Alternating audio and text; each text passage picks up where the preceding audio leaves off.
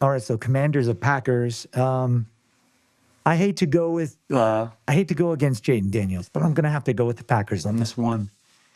And then it's really nothing. Well, I wouldn't say it's nothing against the Commanders, but it's more so that I just am pretty high on the Packers right now. Coming off a big win against the Lions, pretty dominant win. The Commanders did win. I think it was like 27-6 against the Giants. So they handled them, but that's to be expected. Both were divisional games.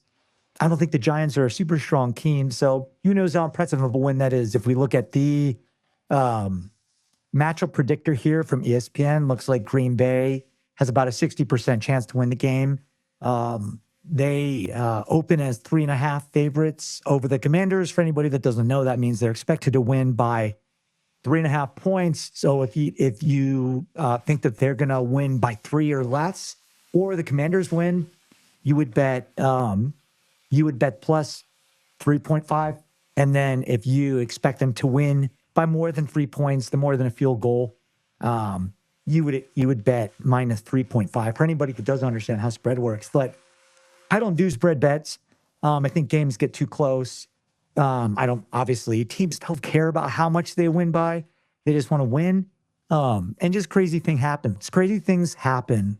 At the end of the day, teams are just trying to win the game, as we saw with the Bills, Ravens. I mean, I don't know what the spread was. It was probably somewhere around -1 or +1, actually. So it was actually probably pretty accurate. But the Bills ended up winning by 1 point because the Ravens place kicker ended up missing a PAT. So, when it comes down to scenarios like that, I just don't love picking the spread. So in this one, I would go with the money line for the Packers. Looks like it's -175 here. Not bad odds at all. Means that this should be a pretty close game. We kind of look at the breakdown here. Jade Daniels had a great first game, as I mentioned, against the Giants. Jordan Love didn't need to have a huge game, 188 yards. Was really impressed with the rookie here from the Commanders, really just leading the backfield. So I was encouraged by their ability to rush the ball. I think that's going to be really important against the Packers if they want to be able to stay in the game. Josh Jacobs wasn't really needed. I think most of those 66 yards were in the fourth quarter. I think there'll be a lot more running going on in this game.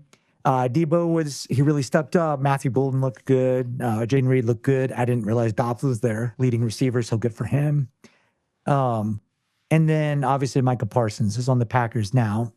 So what it comes down to is, again, not lack of belief in Jaden Daniels. Oh, and here's the injury reports real quick. Doesn't look like, besides Sam Cosmi, guard from the Commanders, it doesn't look like anybody's not going to be there as far as their starters. So I think what it really comes down to for me, I think the Packers defense is pretty solid. I think the Commanders defense is fine. I just don't love their secondary. I think their defensive line is good. I like their linebackers. Von Miller, Lou Vu, Bobby Wagner. I love their linebackers, actually. Marshawn Lattimore can still make plays. I don't know if he can keep up with the speed of the Packers, though. I think Mike Sanders still can, but I don't think he can do it by himself. And then I don't even know who those safeties are and whoever Trey Amos is. And I'm assuming Sanders still is the nickel corner, probably. Or maybe it's Lattimore, I'm not sure. Regardless, I think they've only got one solid corner there that can keep up with the speed of the Packers. That's why I give the Packers the edge on this one. So I'm going to go with the Packers. If you want to see all my bets for this week and for every week this season, I actually did just create a website that I'm going to link in the description below. So what you're going to see here is if you want to subscribe for $20 for the entire NFL season, I'll give you all of my best bets in addition to my actual bets and then the best parlays for the week. These are just my straight money line picks. So these are all the videos that are going to be coming out this week. As you can see, my picks, I'll have all my previous picks from the previous week listed here. So you can see my picks last week went 10-5. Should have gone 11-4. That Ravens-Bills game was crazy. But anyways, $20 for the entire season. Pretty good for your money. I made a $1,500 profit last week alone. So looking forward to continuing that throughout the season. So make sure to check out my free picks that'll always be listed here.